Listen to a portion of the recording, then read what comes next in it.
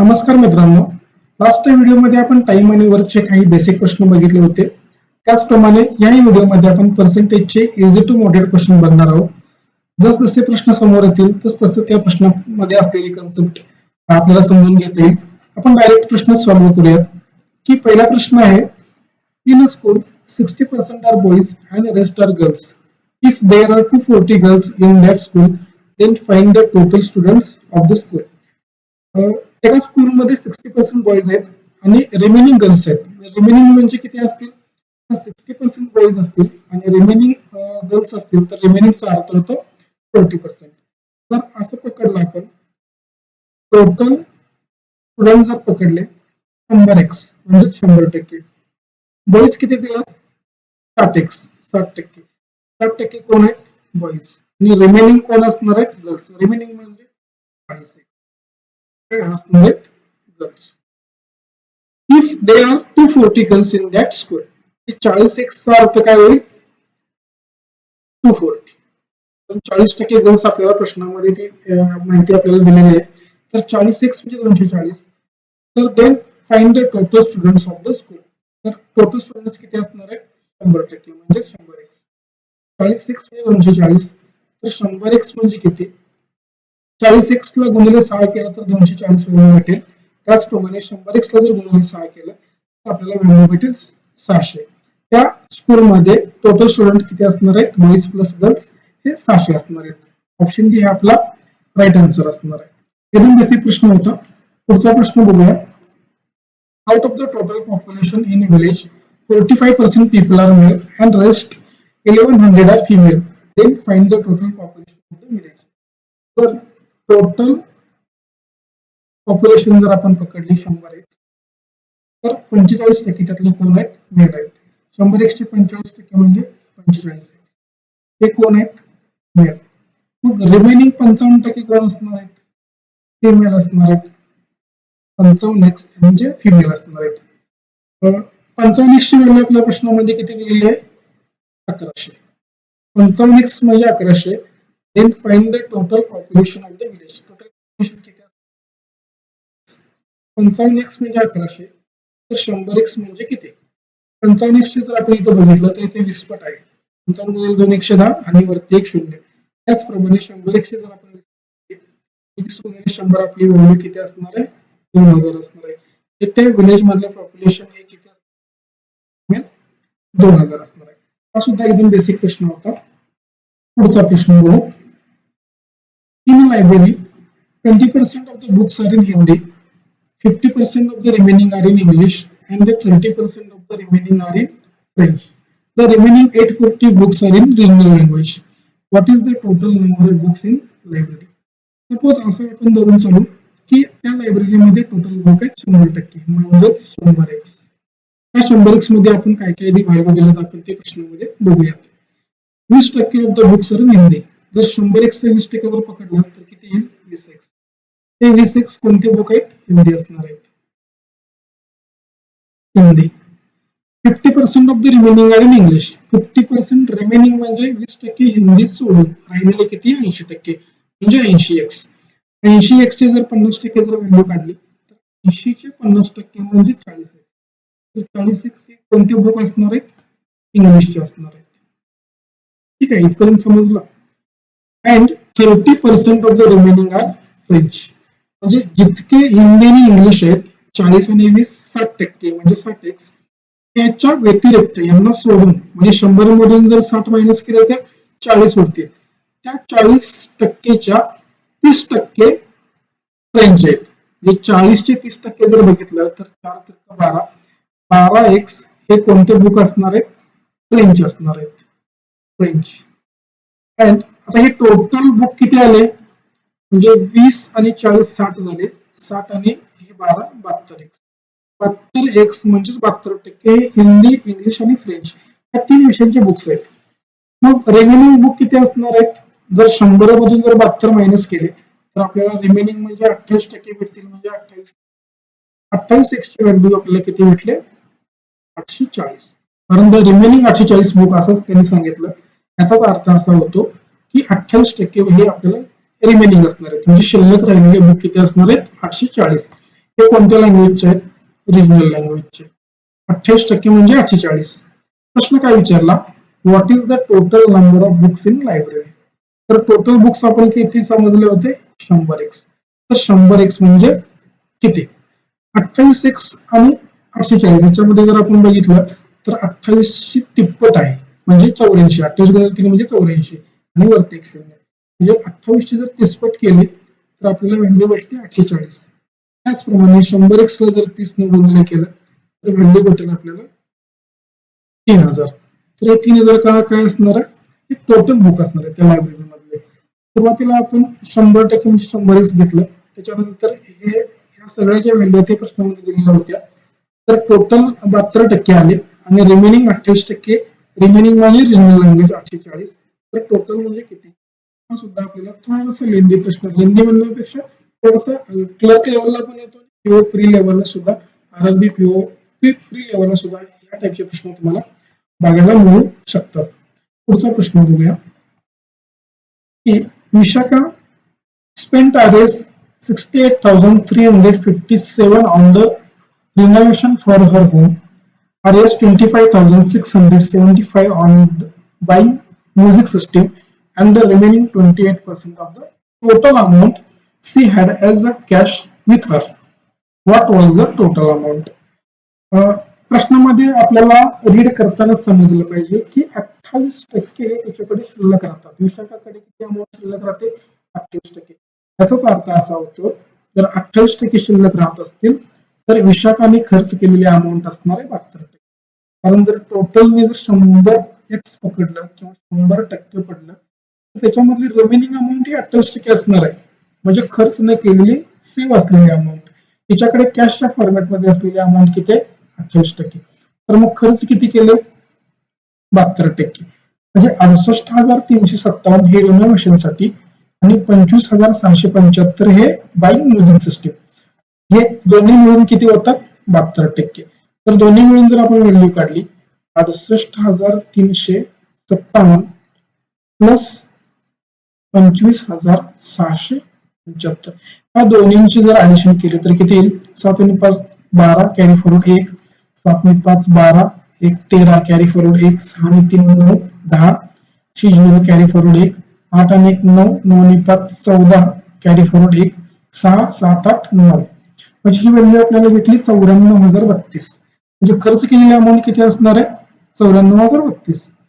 तर 72% म्हणजेच 72x जरी आपल्याला म्हणलं तरी चालेल किंवा 72% म्हणलं तरी चालेल, की ही अमाऊंट आहे 94,032.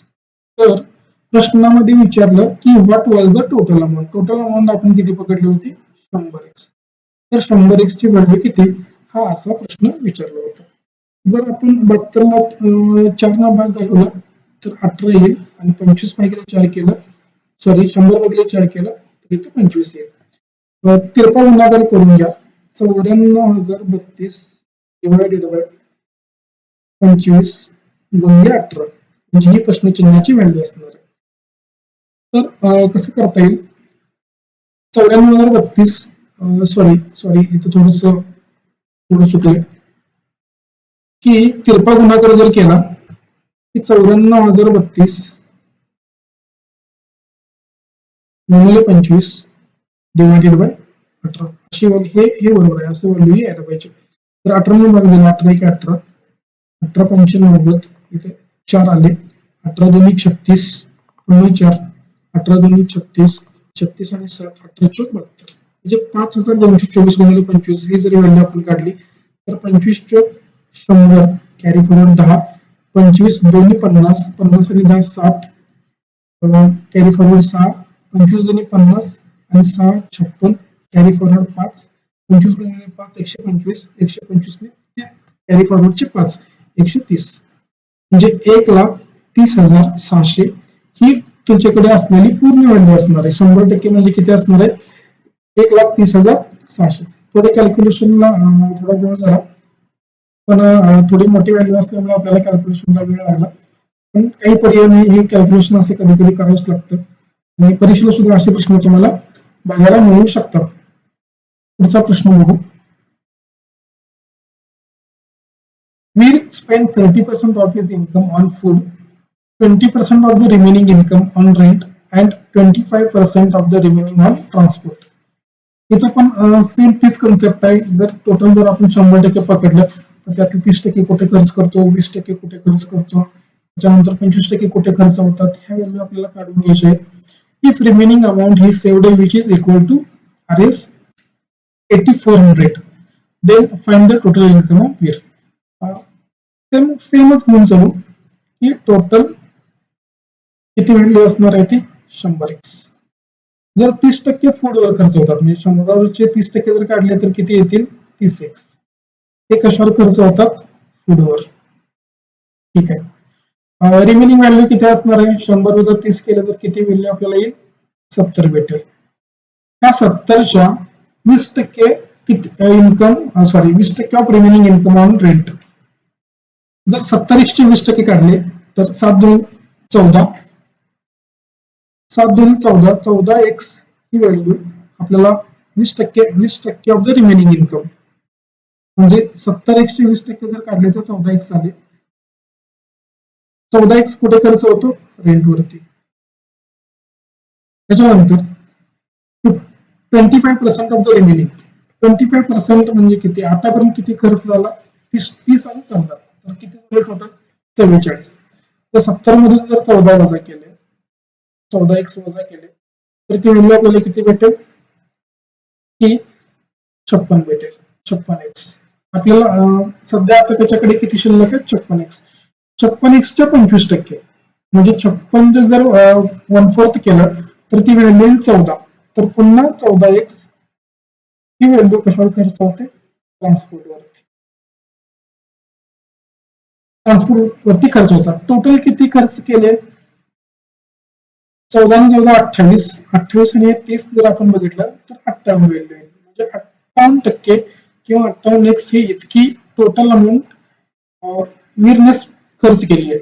तर रिमेनिंग अमाऊंट किती असणार आहे 42x म्हणजे 42%. कारण टोटल तर आपण 100 पकडले. मग रिमेनिंग अमाऊंट त्यांनी प्रश्नामध्ये किती दिली 42x म्हणजे 8400. ठीक आहे. Then find the total income of year. जर 42x म्हणजे 8400 दिले तर टोटल इन्कम जर आपण पकडलं होतं की 100x. 100x म्हणजे किती हा सेमच मेथडने आपल्याला करायचं होतं. 42 गुणिले 84 इथं गुणिले 200 केले. त्याचप्रमाणे 100x ला जर आपण 200 ने गुणलं तर ती व्हॅल्यू किती असणार आहे 20,000 असणार आहे. 20,000 म्हणजे वीरचा टोटल इन्कम किती असणार आहे 20,000 आहे. थोडासा लेंदी होतं, लेंदी पण नाही म्हणता येणार याला, पण ठीक आहे. या टाईपचे प्रश्न तुम्हाला असे सुद्धा प्रश्न एक्झामला बघायला मिळतात. Difference between 40% of y and 20% of x is 270, whereas difference between 40% of x and 20% of y is 0. Find the sum of x and y. म्हणजे x आणि y ची व्हॅल्यू आपल्याला काहीतरी समजून घ्यावी लागतील. म्हणजे x ला जर मी आपण 100x पकडलं म्हणजे 40% आणि 20% अशा व्हॅल्यू आपल्याला काढून घेता येईल. या हिशोबाने आपल्याला x आणि y च्या व्हॅल्यू सपोज करावे लागतील. तर y ला आपण पकडूया की 100 y. The difference between 40% of y, 40% y म्हणजे 100 y चे जर 40% काढले 40y मायनस 20% ऑफ x म्हणजे 20x. जर 100x चे 20% काढले तर किती 20x. तर ही व्हॅल्यू किती 270. whereas difference between 40% of x 100x चे 40% किती 40x आणि 20% ऑफ y 20% ऑफ y म्हणजे किती 20y. तर याचा डिफरन्स येतो 0. तर 40x बरोबर 20y असं आपण याला म्हणू शकतो. कारण RHS मध्ये 20y गेल्यानंतर ती प्लस मायनस होणार आहे. या इक्वेशनला आपण एक नंबरचं इक्वेशन असं म्हणू आणि हे 2 नंबरचं इक्वेशन. जर 2 नंबरच्या इक्वेशन मधली व्हॅल्यू 20y जर 40x आहे तर समजा 40y ची व्हॅल्यू किती असणार आहे जर डबल केला तर किती होईल 80x असणार आहे. त्याला आपण 2 नंबरचं इक्वेशन. हे किती 2 नंबरचं इक्वेशन. ठीक आहे. जर 2 नंबरच्या इक्वेशन मधील व्हॅल्यू जर आपण 1 नंबरच्या इक्वेशन मध्ये पुट केली तर आपल्याला असे भेटेल. 1 नंबरचं इक्वेशन काय होतं 40y वजा 20x बरोबर 80. 40y म्हणजे किती आहे 80x. 80x वजा 20x बरोबर 80 वजा 20 60x. 60x म्हणजे 970. तर x ची व्हॅल्यू किती येईल?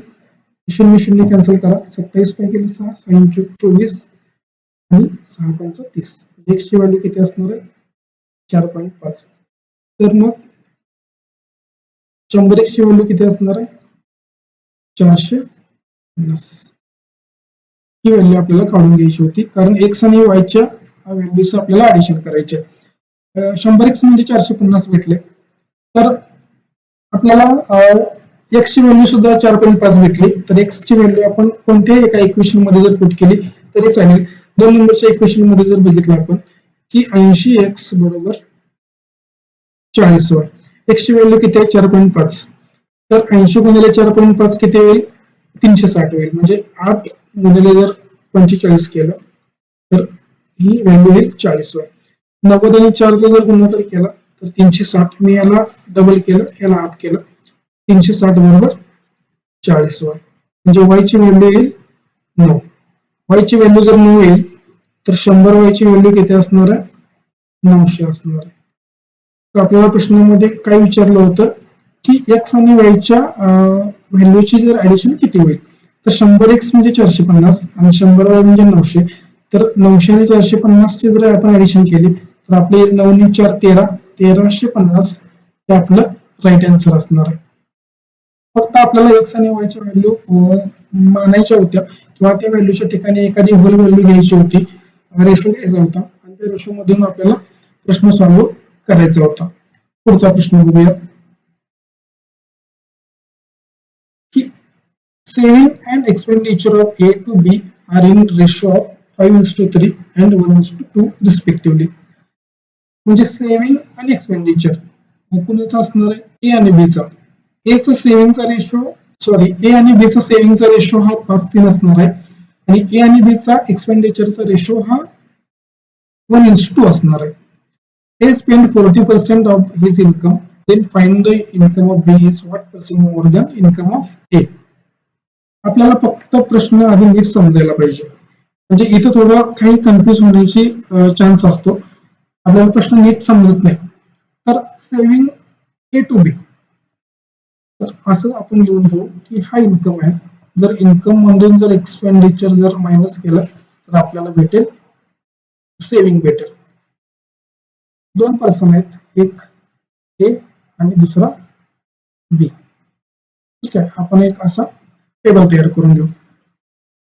सेव्हिंगचा जर आपल्याला सुरुवातीला रेशो बघितला तर 5:3 आहे. कुणाचं सेव्हिंग असणार आहे A आणि B चं. मग A चं सेव्हिंग किती असणार आहे 5 आणि B चं सेव्हिंग किती असणार आहे 3. तर आपण याला व्हेरिएबल लावून घेऊ. 5x आणि 3x जरी म्हणलं तरी चालेल.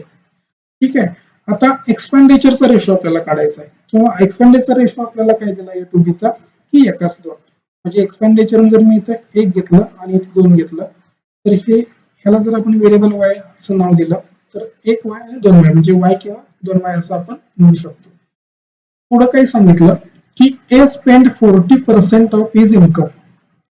म्हणजे A चा किती खर्च आहे 40% आहे. म्हणजे y ला आपण 40% म्हणू शकतो.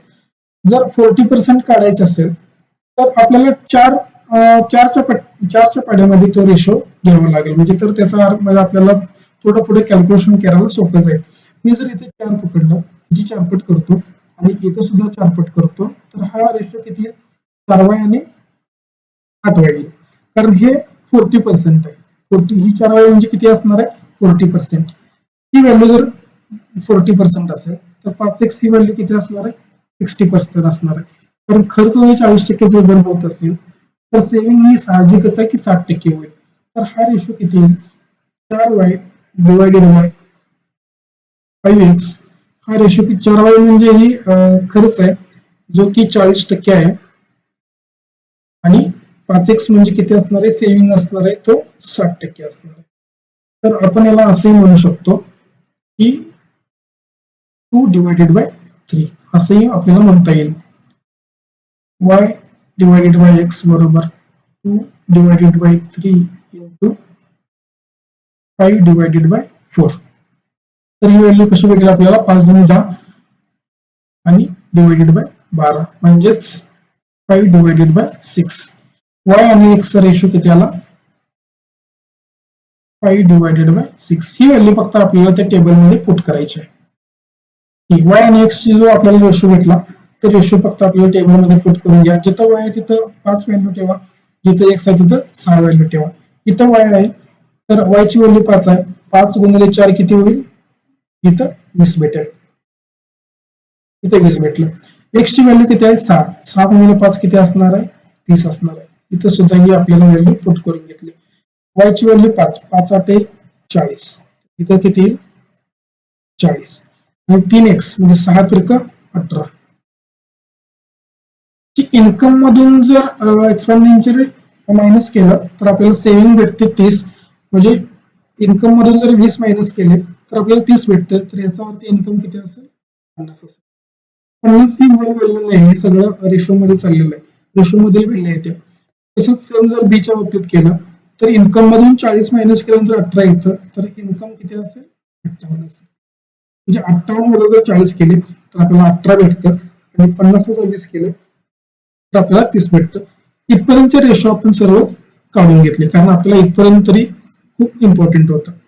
Then find the income of B is what percentage more than the income of A. B चा इन्कम किती आहे? 58 आहे आणि ए चा इन्कम किती आहे? 50. म्हणजे ए च्या इन्कम पेक्षा बी चा इन्कम हा 8 ने जास्त आहे. कारण बी चा इन्कम तर 58 आहे आणि ए चा इन्कम 50 आहे. म्हणजे 50 वर 8 जास्त तर 100 वर किती? असा प्रश्न होता की 50 आहे की 50? 50 गुणिले 100, 8 गुणिले 16%. म्हणजे 16% बी चा इन्कम हा जास्त असणार आहे. इतकंच होतं. प्रश्न जरी लहान असला तरी त्याच्यामध्ये कन्सेप्ट बरेच होते. आपल्याला फक्त 4y आणि 8y ह्या गोष्टी पण समजायला पाहिजे होत्या. आणि इथून कसा रेशो येतो त्या रेशो मधून आपल्याला टेबलमध्ये व्हॅल्यू पुट करायला लागल्या असतात आणि त्याच्यानंतर मग आपल्याला रेशो एक सर्वांचा सेम रेशो भेटतो. त्याच्यामधून आपल्याला ते प्रश्न जमला असता. पुढचा प्रश्न बघूया की Manoj monthly income is at least 5,000. Due to 10% increase in his income, his expenditure is increased by 18% and saving are reduced by 2%. Find his initial expenditure.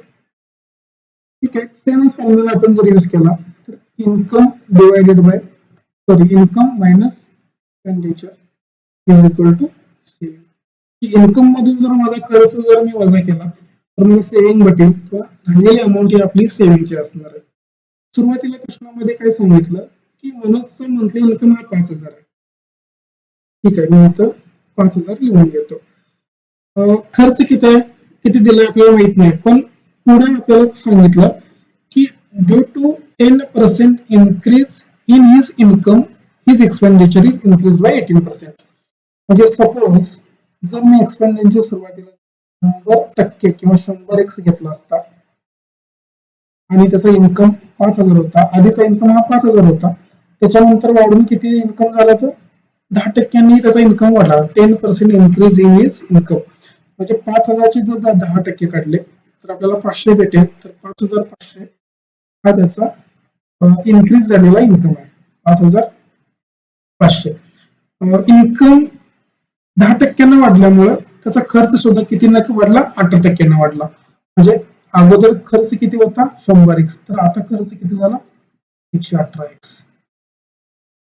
बर, 5,000 वजा 100x हे काय भेटलं? सेव्हिंग भेटली. कारण पुढे आपल्याला कोणतीही होल व्हॅल्यू भेटलेली नाही. तर 5,000 वजा 100x म्हणजे सेव्हिंग आणि 5,500 वजा 118x म्हणजे सेव्हिंग. हे झाले एक नंबरचं सेव्हिंग आणि हे झाले नंतरचं सेव्हिंग. तर त्यांनी प्रश्नामध्ये अजून काय सांगितलं की and saving R reduced bye 2%. म्हणजे नंतरची सेव्हिंग आहे ही 2% कमी झाली. म्हणजे आधीची एक नंबरची सेव्हिंग ही जास्त असणार आहे आणि 2 नंबरची सेव्हिंग म्हणजे नंतर जी सेव्हिंग आपल्याला भेटली ही 2% कमी असणार आहे. मग इक्वेशन कसं करता येईल त्याच्यामध्ये थोडे कॅल्क्युलेशन करावंच लागेल की 5,000 वजा 100x आणि 2 नंबरची सेव्हिंग कशी भेटली? 5,500 वजा 118x. ठीक आहे, इथपर्यंत कळला. हे एक नंबर आणि हे 2 नंबर.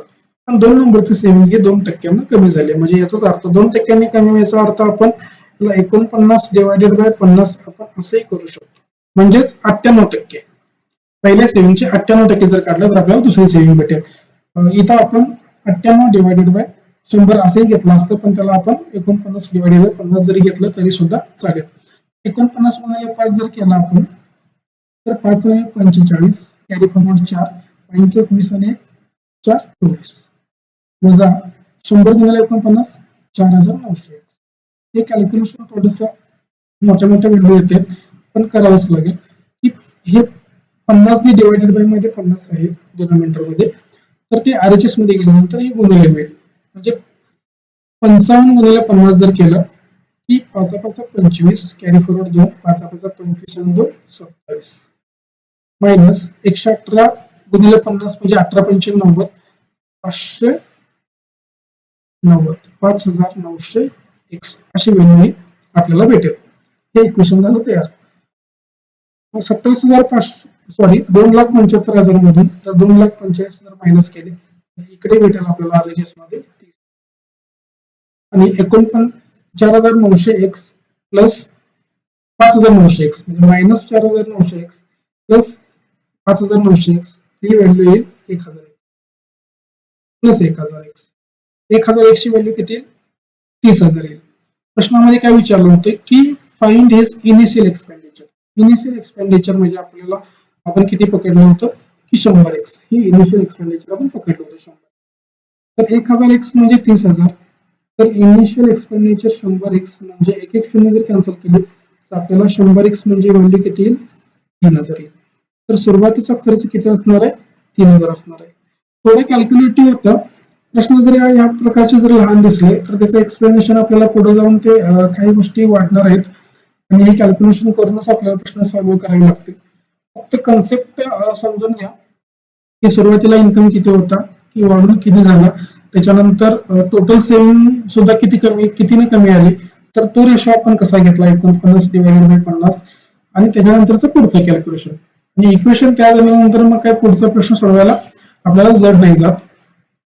ह्या प्रकारची क्वेश्चन आपल्याला ह्या प्रकारची कन्सेप्ट आपल्याला ह्या प्रश्नामधनं बघायला मिळाली.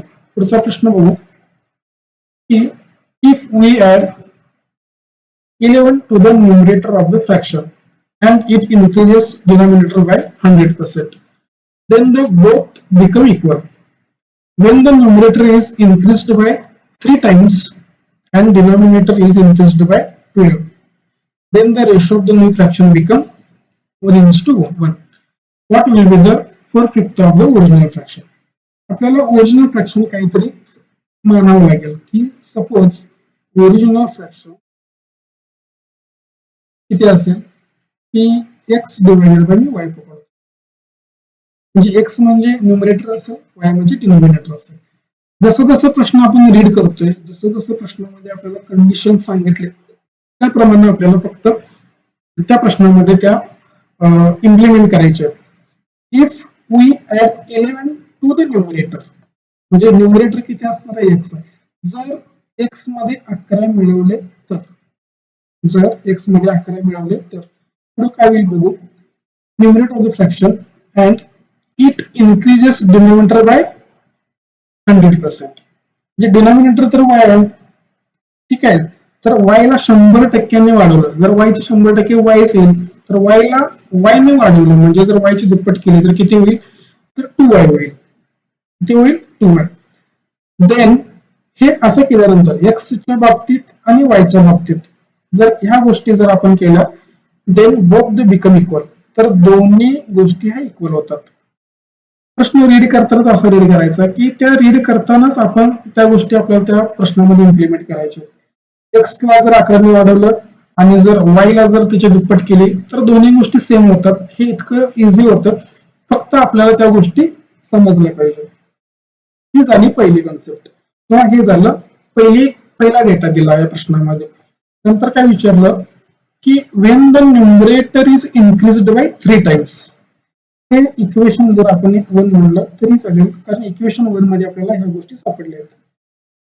पुन्हा प्रश्नामध्ये काय सांगितलं की when the numerator is increased by 3 times. Numerator कोणता आहे? x आहे, याला 3 टाइम्स न वाढवायचं आहे. x ची जर 3 टाइम्स काढलं तर 3x येईल, x ला 3x ने वाढवा म्हणजे किती होईल 4x होईल. x अधिक 3x म्हणजे किती होईल 4x होईल. ठीक आहे इथपर्यंत समजलं. And denominator is increased by 12. Denominator कोणता आहे y. जर y ला 12 ने वाढवलं तर न्यूमरेटरला 3x ने वाढवा म्हणजे 50 ने वाढवा आणि डिनॉमिनेटरला 12 ने वाढवा.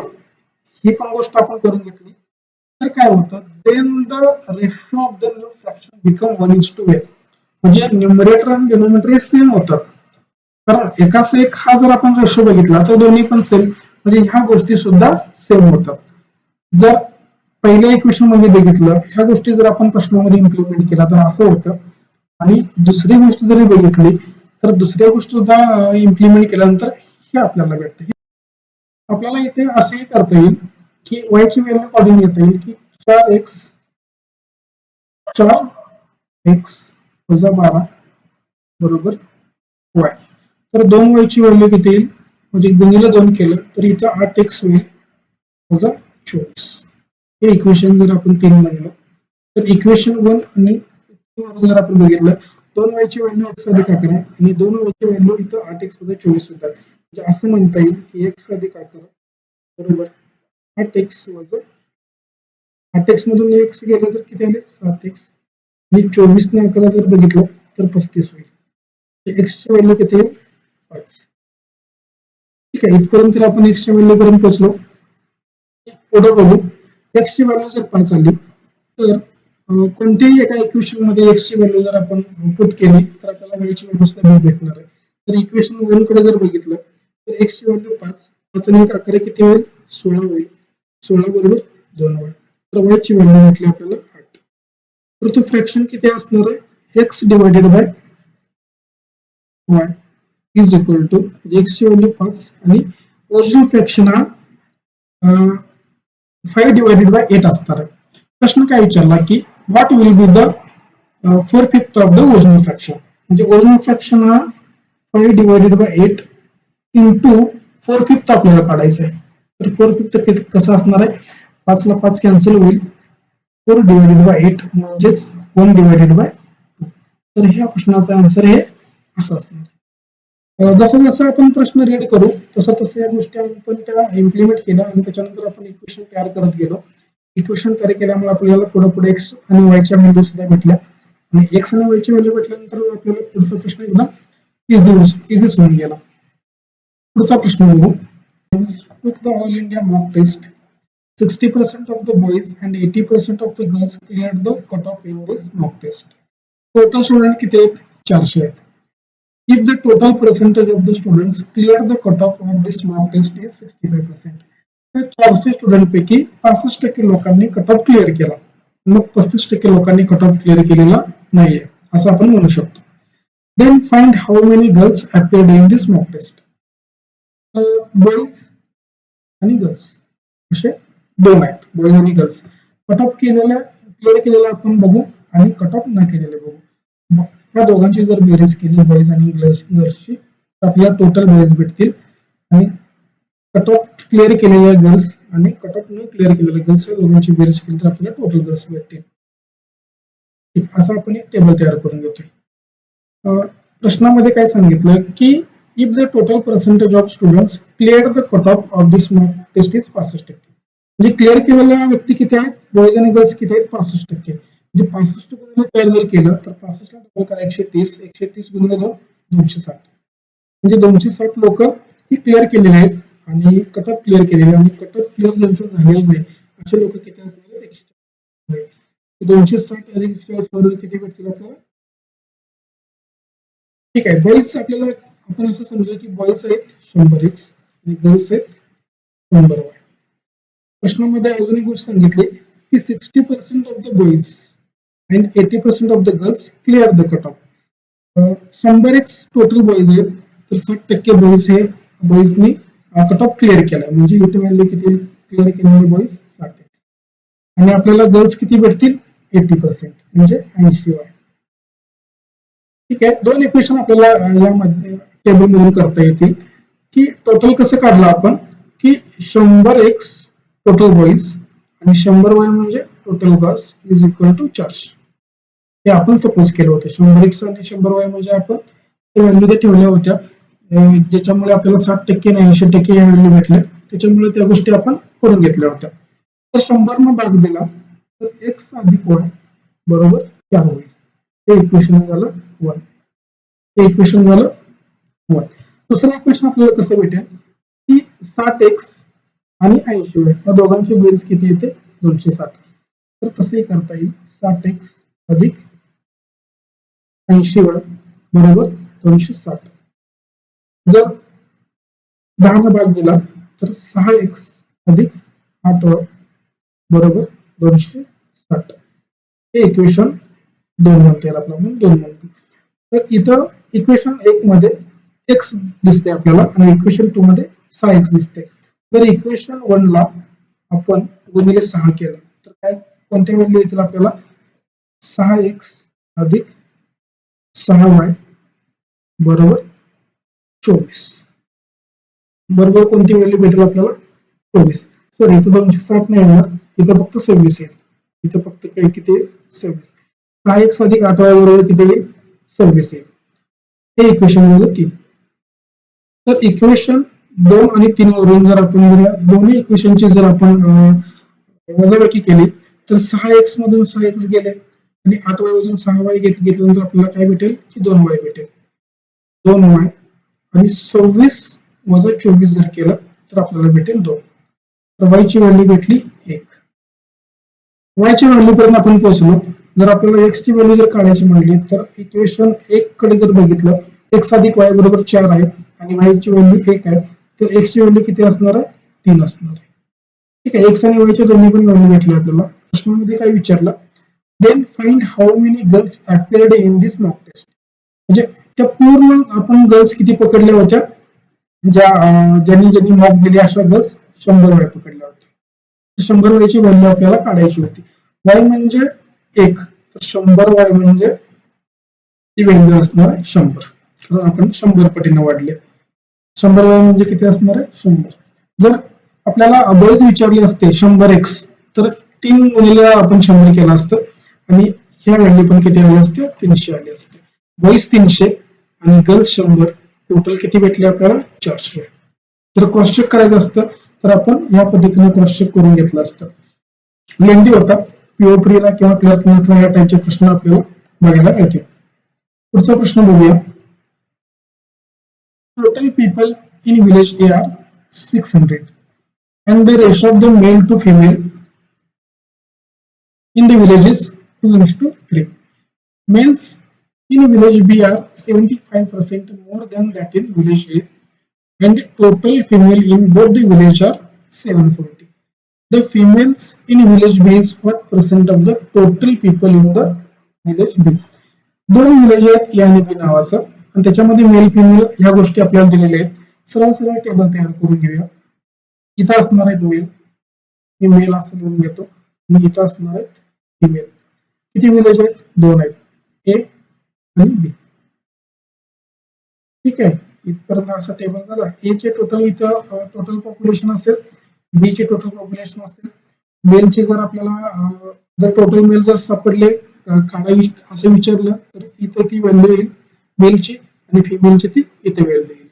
इथं मेलची व्हॅल्यू येईल आणि इथं फिमेलची व्हॅल्यू येईल. Total people in village A are 600. म्हणजे ए ची टोटल किती आहेत 600 लोक आहेत. And ratio of the male to female in the village is 2:3. म्हणजे इथं मेलची 2 रेशो दिला आणि फिमेलचा रेशो किती झाला 3 असतील. 2 आणि 3 किती झाले 5. 5 म्हणजे 600. 5 म्हणजे रेशो बरं का, एक्स जर आपण म्हणलं तरी चालेल. तर एक्स लिहितो, एक्स लिहितो. 5x म्हणजे 600. म्हणजे किती पट केली याची 120 पट. तर 2 ची 120 पट जरी केली तर आपल्याला व्हॅल्यू किती भेटेल 2 गुणिले 120 तर 240. ही व्हॅल्यू भेटेल 240. 3 ची 120 पट किती केलं तर किती होईल 360.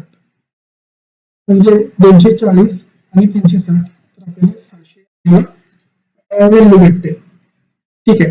सेम काय दिलं की male in village B are 75% more than that in village A. म्हणजे जर बी चे जे मेल आहेत ते ए च्या मेलच्या 75% जास्त आहेत. तर ए चे मेल किती आहेत? ए चे मेल जर बघितले की 240 आहेत. 240 चे 75% म्हणजे किती जर आपण काढले 3/4. 3 व्हॅल्यू किती येईल?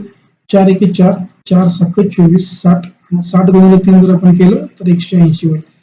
तर बी चे मेल हे 180 ने जास्त आहेत ए च्या मेल पेक्षा. ए चे मेल किती भेटतात आपल्याला? 240. तर बी चे मेल किती भेटतील? 24 ने 18 जर केलं आपण तर 42 म्हणजे 420. 420 हे कोण भेटले आपल्याला? बी चे मेल भेटले. तर टोटल मेल काढून म्हणलं जर दोन्हींचं इंग्रजी आणि इंग्रजी मधले तर आपल्याला 240 + 420 करता येतं. म्हणजे किती होतील ते? 660 होतील. टोटल मेल किती होतील? 660 होतील. पुढे अजून प्रश्नामध्ये काय माहिती दिली की total female in both the village are 740. म्हणजे दोन्हीच्या ज्या फिमेल आहेत दोन्ही विलेजच्या ते किती आहेत? 740. जर ए च्या जर फिमेल बघितलं तर 360 आहेत. जर टोटल बघितलं तर 740. तर बी च्या किती येतील? की वजाबाकी करून घ्या. 14 6 गेले 8, 4 4, 7 4, 380. जर आपल्याला ह्या सर्व व्हॅल्यू भेटल्या, मेल किती भेटले? 660. फिमेल किती भेटल्या? दोन्ही विलेजचे 740. तर टोटल लोक किती आले दोन्ही विलेजचे? तर 7 6 13 आणि 1400. जर ए चे टोटल 600 असतील, दोन्ही विलेजचे 2 पर्सन जर 1400 असतील, तर बी चे मेल आणि फिमेल किती असणार आहेत? 800 असणार. या सर्व व्हॅल्यू आपण व्हाईट कलर मध्ये जे आपण व्हाईट पेन ज्या बघतोय त्या सर्व व्हॅल्यू आपण काढून घेतल्या. आता याच्यावरती जर कोणताही प्रश्न विचारला तर तो प्रश्न आपल्याला काही टफ जाणार नाहीये. फक्त टेबल तयार करून ह्या व्हॅल्यू आपल्याला काढून घेता यायला पाहिजे होत्या. The female in village B, village B चे फिमेल किती आहेत? 380. 380 is what percent of the total people in village B. तर ह्या फिमेल आहे 380 हे किती टक्के आहेत पुण्यापेक्षा? तर total people in village B, total people किती आहेत? 800. तर ह्या 800च्या किती टक्के असं विचारलं. त्याला जर गुणिले आपण 100 केलं ती व्हॅल्यू आपल्याला भेटेल. 2 शून्य कॅन्सल करा. 8 ने जर भाग दिला 8 चौक 32 उरले 6, 8 7 56 उरले 4 आणि 8 5 40. तर बी च्या फिमेल ह्या 47.5% असणार आहेत टोटल पर्सनच्या. टोटल पर्सन म्हणजे कोणाचे? बी चे. बी चे टोटल पॉप्युलेशन हे 800 आहे. त्याच्या 47.5% कोण असणार आहेत? बी च्या फिमेल असणार आहेत. फक्त टेबल करायचा होता. हे प्रश्न आपल्याला ह्या अशा टेबलच्या फॉर्मॅटमध्ये सॉल्व्ह करावे लागतील. जसं जसं प्रश्नामध्ये माहिती दिली तसं तसं आपल्याला ते रेशो तिथं पुट करायचे आहेत आणि त्याच्यानंतर ते व्हॅल्यू काढायचे आहेत. या टाईपचे प्रश्न सुद्धा आपल्याला एक्झामला बघायला मिळतात. ठीक आहे, पुढचा प्रश्न बघू. पुढच्या प्रश्नामध्ये काय सांगितलं की the ratio of the number of literate and illiterate population in the city 8:5. If 40% of the illiterate population are female and the number of literate male population in the city is 9,600 and the number of literate population is 8,400 more than number of illiterate population, then find the number of female population in the city. एकच city आहे त्याच्यामध्ये आपल्याला literate आणि illiterate असे दोन part दिलेत आणि त्याच्यामध्ये प्लस मेल प्लस आणि फिमेल ह्या गोष्टी दिलेत. इथे पण जर आपण टेबल तयार करून घेतला तर आपल्याला व्हॅल्यू काढणं सोपं जाईल. लिटरेटला मी काय करतो की ह्या सिम्बॉल देतो की लिटरेट लोक आणि इलिटरेटला जर आपण असं केलं तर आपल्याला ते समजून येईल. त्याच्यानंतर आपण काय लिहूया? मेल आणि फिमेल. जसा टेबल तयार करू जसं जसं प्रश्न आपण रीड करू तसं तसं त्या प्रश्नामध्ये ज्या व्हॅल्यू दिलेत त्या व्हॅल्यू आपल्याला पुट करायचे आहेत. हे टोटल मेल येतील याच्या समोर लिहू आपण आणि इथे टोटल फिमेल लिहू. हा टेबल आपल्याला तयार झाला. The ratio of the number of the literate आणि इलिटरेट पॉप्युलेशन इन सिटी 8:5. जे लिटरेट टोटल लिटरेट किती आहेत? 8 आणि इलिटरेट किती आहेत? 5. हा रेशो त्यांनी दिला, टोटल दिला बरं का. म्हणजे मेल आणि फिमेल जर आपण जर पकडून बघितलं तर 8:5 किंवा 8:5 हा रेशो आपल्याला प्रश्नामध्ये जसा दिला होता तसा आपण टेबलमध्ये लिहून घेतला. तर पुढे ज्या ज्या गोष्टी येतील त्या त्या गोष्टी आपण तिथं पुट करणार आहोत. जर प्रश्नामध्ये जर लास्टची सेंटेन्स जर बघितलं आपण की the number of literate population is 8,400 more than the number of illiterate population. जे लिटरेट जी लोक आहेत ही 8,400 ने जास्त आहेत. म्हणजे ही इथली जी व्हॅल्यू आहे 8x ही 8,400 ने जास्त आहे 5x पेक्षा. म्हणजे जर यांचा जर डिफरन्स काढला तर 3x येईल. 3x म्हणजे किती होईल 8,400. हे प्रश्नामध्येच दिलेलं आहे. कारण लिटरेट लोक आहेत ही 8,400 ने जास्त आहेत. तर 3x म्हणजे 8,400. तर x ची व्हॅल्यू किती असणार आहे म्हणजे किती यायची 84 भागिले 3 जर केलं तर 3 दोन्ही 6 3 8 24 तर आपल्याला 280 भेटेल. सॉरी 280 3 दोन्ही 6 2 3 8 24 2800 भेटेल. x ची व्हॅल्यू किती असेल 2800. ही व्हॅल्यू जर आपण इथं पुट केली तर 8x ची व्हॅल्यू किती असणार आहे 28 गुणिले 8 जर केलं 28 डबल करा 56 56 गुणिले 4 112 गुणिले 2 तर 224 होईल. तर 224 म्हणजे 2240 ही व्हॅल्यू असणार आहे 8x ची. सॉरी 8x ची व्हॅल्यू किती असणार आहे 28 गुणिले 8 जर केलं तर 224 भेटतं आणि त्याच्यावरती 2 शून्य म्हणजे 22,400. 5x ची व्हॅल्यू किती भेटणार आहे आपल्याला की 28 गुणिले जर 5 केलं तर 14 आणि 10 140 आणि 140 वरती 2 शून्य म्हणजे 14,000. ही व्हॅल्यू किती असणार आहे 14,000 असणार आहे. 5x म्हणजे 14,000 आणि 8x म्हणजे 22,400. ठीक आहे. इथपर्यंत तरी आपल्याला गोष्टी समजल्या असतील. टेबलनुसार जसं आपल्याला लास्ट सेंटेन्स दिलं होतं त्याप्रमाणे फक्त आपण व्हॅल्यू काढून घेतल्या आणि ते व्हॅल्यू आपण तिथं पुट करून घेतल्या. त्याच्यानंतर अजून काय दिलं बघूया की if 40% of the illiterate population are female. आता इलिटरेट किती आहेत 14,000 आहेत. बरोबर. इलिटरेट किती आहेत 14,000 आहेत. हे थोडस आपण पुढे लिहून घेऊ. इथं असं लिहून घेऊ. ठीक आहे. इलिटरेट पीपल किती आहेत 14,000. त्याच्यापैकी त्यांनी हे सांगितलं की if 40% of the illiterate population are female. म्हणजे जितके इलिटरेट आहेत त्याच्यातले 40% जर आपण काढलं तर ते फिमेल आहेत. तर 14,000 चे 40% काढलं तर ते येईल 5,007. 14 चोक 56 आणि वरती 2 शून्य 5,600. ठीक आहे. इथपर्यंत समजलं. पुढे काय सांगितलं the number of literate male population in city is 9,600. म्हणजे मेलचे लिटरेट जे दिलेत ते किती दिलेत 9,600. हे प्रश्नामध्ये गिवन आहे. Number of literate male population in city is 9,600. आता इथपर्यंत व्हॅल्यू समजल्या. टोटल किती आहे 22,400. 22,400 मधून जर 9,600 वजा केलं तर इथं आपल्याला व्हॅल्यू भेटेल 0 0 14 6 गेले 8 आणि 22 मधून 10 गेले 12,800. त्याचप्रमाणे इथे जर व्हॅल्यू काढली की 0 0 10 6 गेले 4 6 14 6 गेले 8 8,400. 8,400 प्लस 5,600 बरोबर 14,000.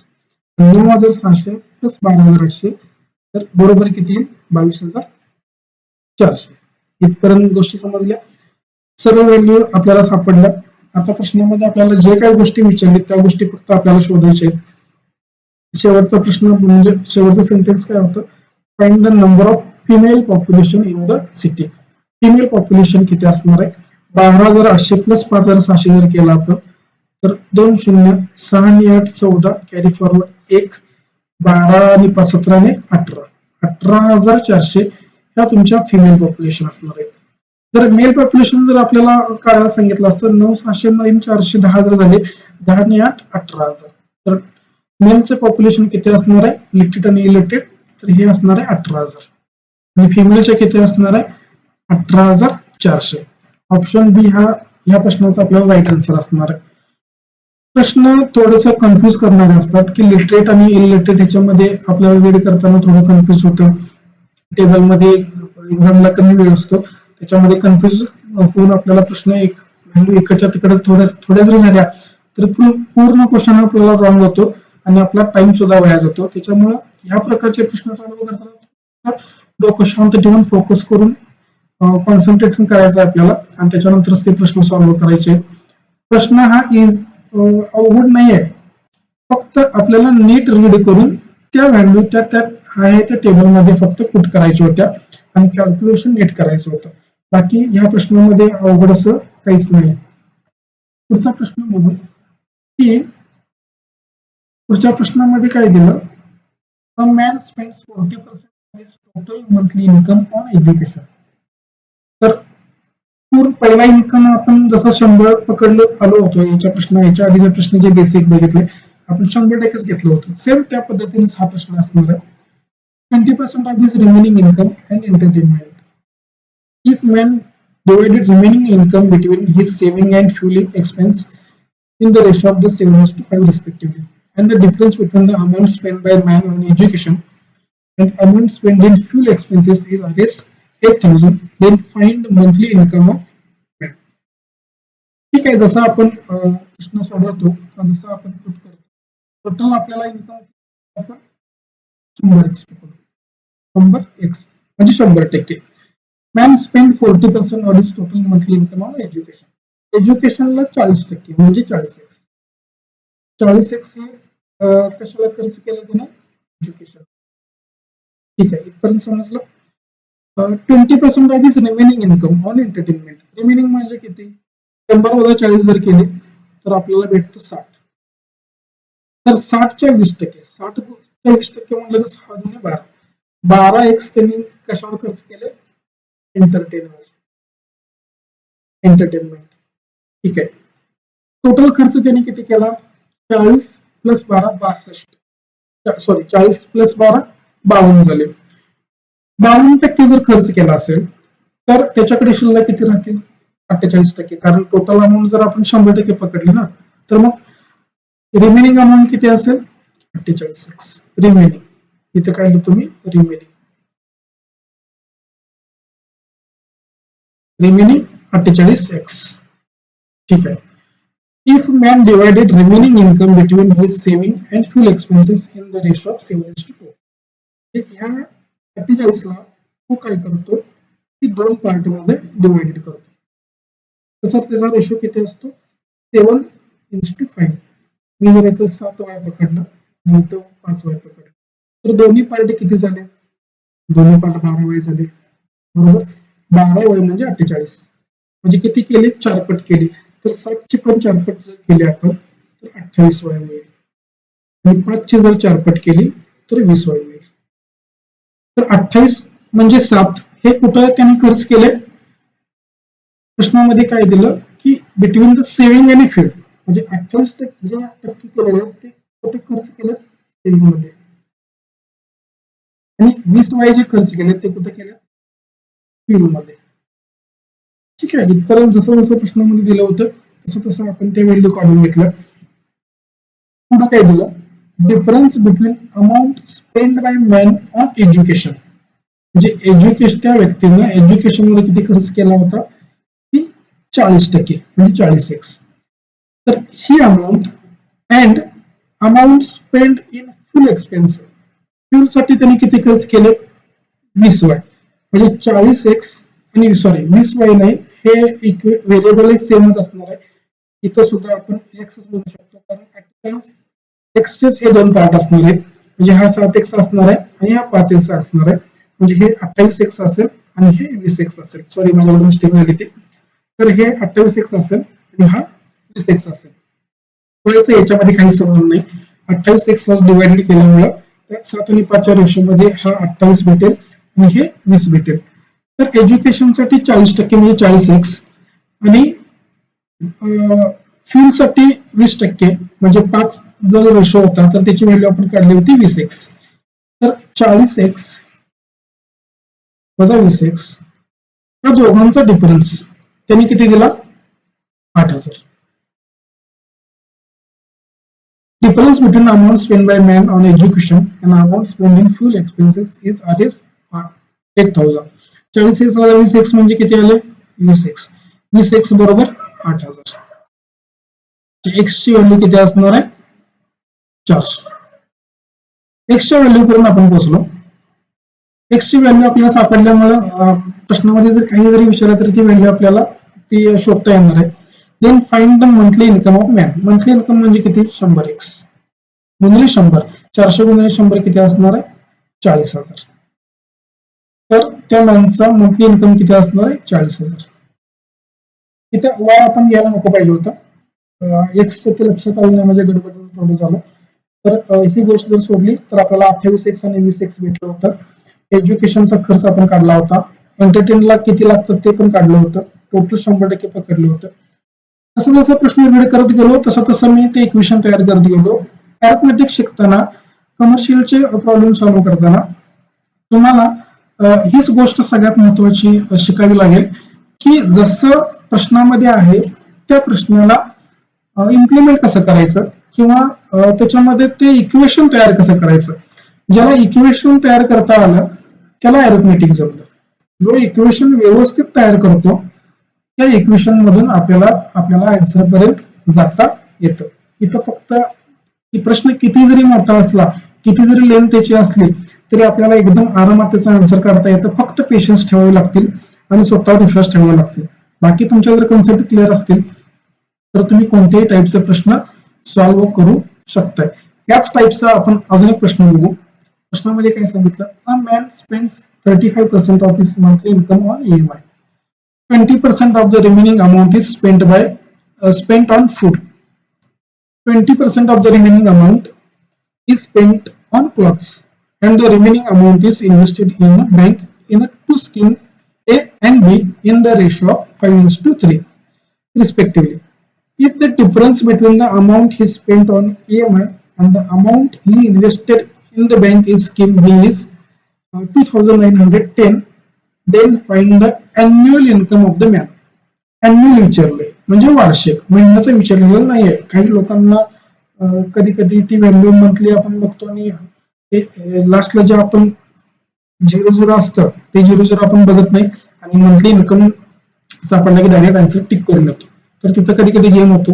प्रश्न काय विचारला नीट बघत चला. या टाईपच्या प्रश्नामध्ये तुम्हाला अॅन्युअल इन्कम इथं थोडं लक्ष द्यावं लागेल. अॅन्युअल आहे की मंथली आहे. ठीक आहे. जसं आपण सोडवतो थोडस मला एक गोष्ट इथून महत्वाची वाटते सांगायला की 35% दिले. तर 100चे 35% काढले तर रिमेनिंग किती राहील? 65x किंवा 65%. या 65%चे जर 20% काढले तर 13 येईल. जर 65 मधून 13 वजा केले तर 52 राहील. 52% वरती. त्याच्या पण पुढे प्रश्न दिला की 20% ऑफ द रिमेनिंग. जर मग 52चे 20% कसं काढेल? जर 20% काढायचं झालं 52चे तर ही व्हॅल्यू कुठेतरी पॉइंट मध्ये येईल. पॉइंट मध्ये आलेल्या व्हॅल्यू हे पुढे कॅल्क्युलेशनला थोड्या जड जातील.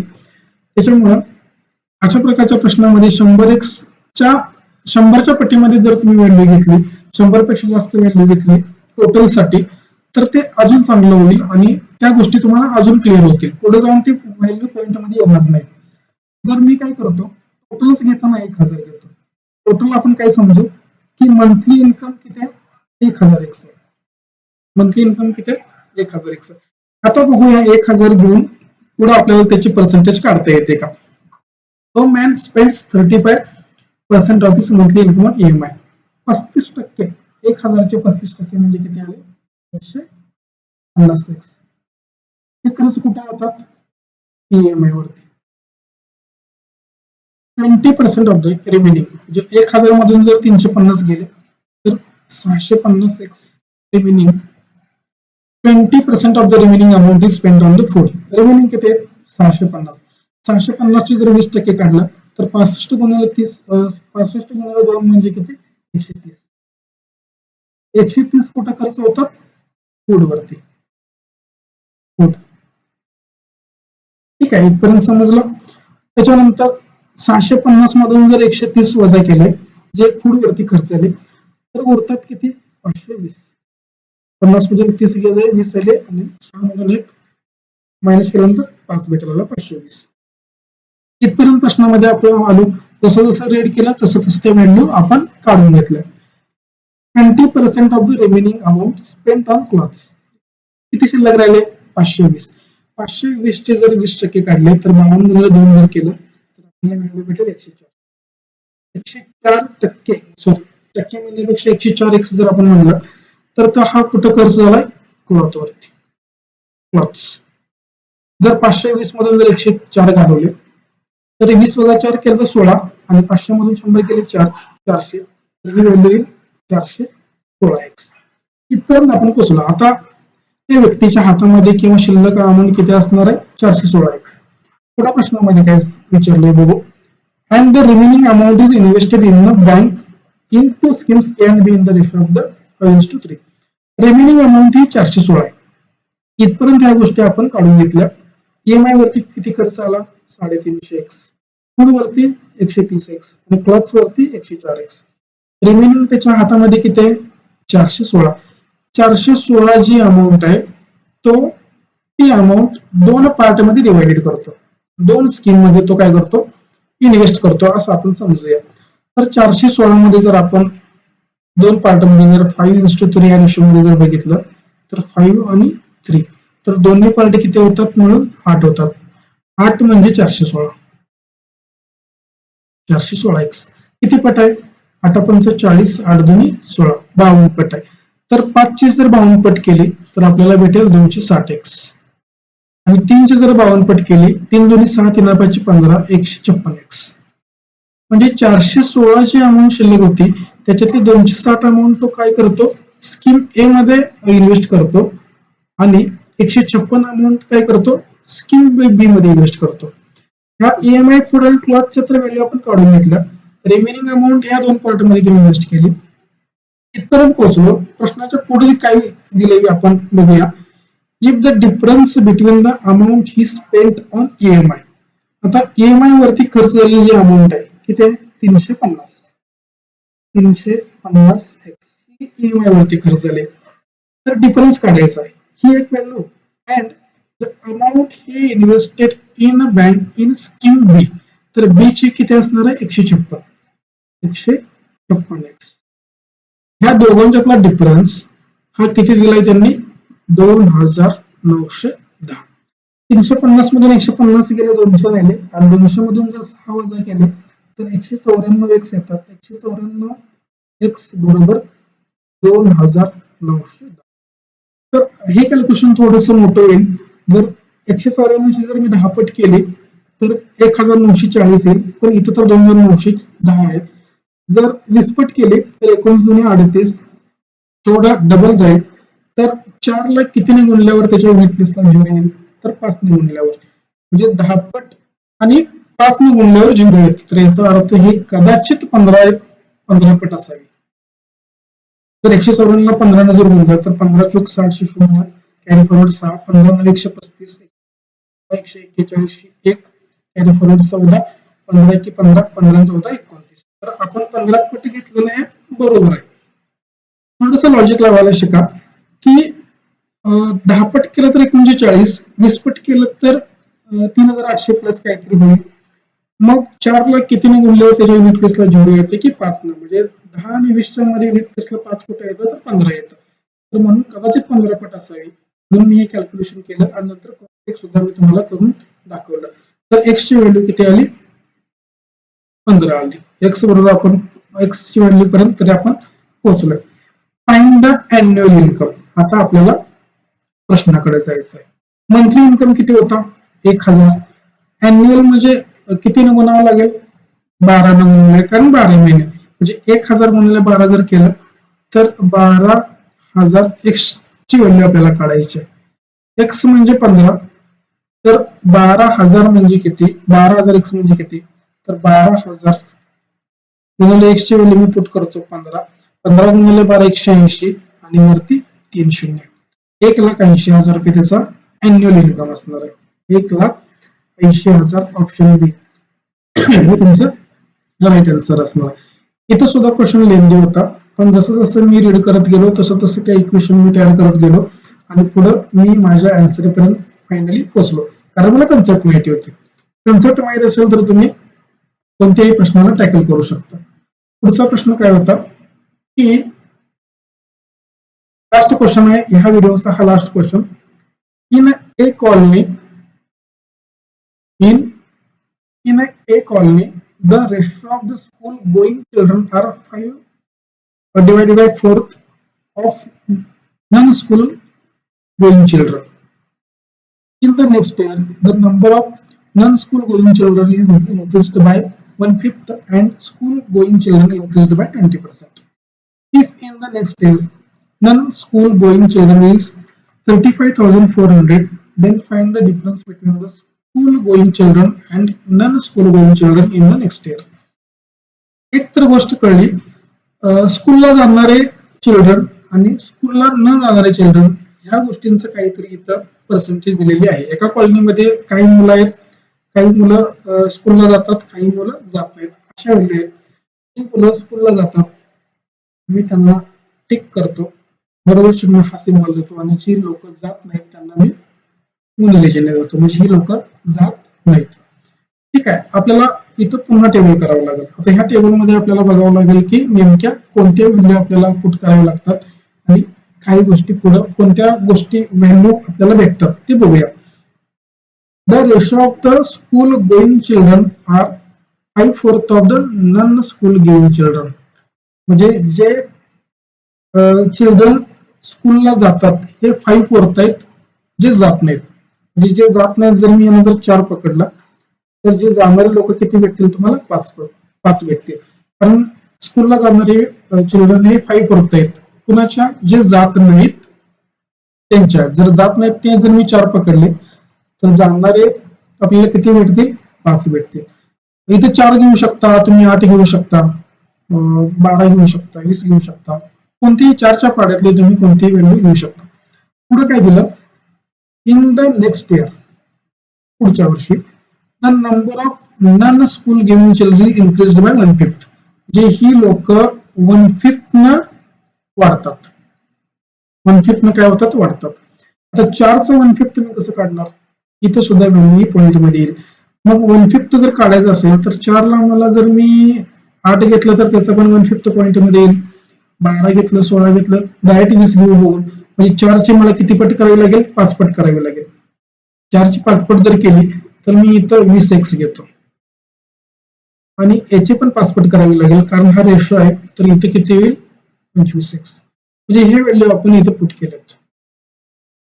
कारण मला 1/5 काढायचं आहे. जे चिल्ड्रन स्कूलला जात नाहीत त्याचे 1/5 काढायचे, त्याच्यामुळे मी 20x करून घेतलं आणि हा रेशो सुद्धा मी वाढवून घेतला. The number of non school going children increase by 1/5. आता हे 1/5 न वाढतात नेक्स्ट इयरला. जर 20x चे 1/5 काढले तर किती येतात? 4 येतात. तर हे 4 ने वाढतात. मग किती होतील? 24x होतील. हे नेक्स्ट इयरच्या गोष्टी होत आहेत. आधी सुरुवातीला किती होते? 20x आणि नेक्स्ट इयरला किती होतं? 24x. ठीक आहे, इथपर्यंत तरी आलो. जसं जसं वाचतोय तसं तसं मी ते प्रश्नामध्ये तुम्हाला मी इम्प्लिमेंट करून दाखवतो. And school going children increased by 20%. हे सुद्धा काय वाढतात की 20%. 20% म्हणजेच 1/5. हे सुद्धा 1/5 न वाढतात. 25 भागिले 5 जर केलं तर 5 येईल. तर 25x अधिक 5x म्हणजे किती होईल? 30. ह्या गोष्टी होत आहेत नेक्स्ट इयरच्या. नेक्स्ट इयर हे सगळं कुठं होतं? Next year. हे इनिशियल इयर आणि हे नेक्स्ट इयर. इथपर्यंत पोहोचलो. If in the next year non school going children is 35,400. म्हणजे 24x ची व्हॅल्यू तिने किती दिली? 35,400.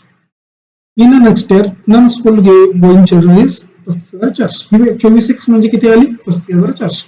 ठीक आहे, पुढे then find the difference between the school going children and non school going children in the next year.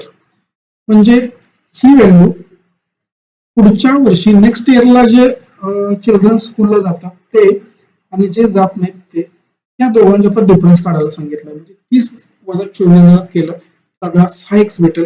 तर 6x म्हणजे किती? ही व्हॅल्यू आपल्याला काढायची. तर हे जर बघितलं तर 24x ला जर भागिले मी 4 केलं तर 6x भेटेल.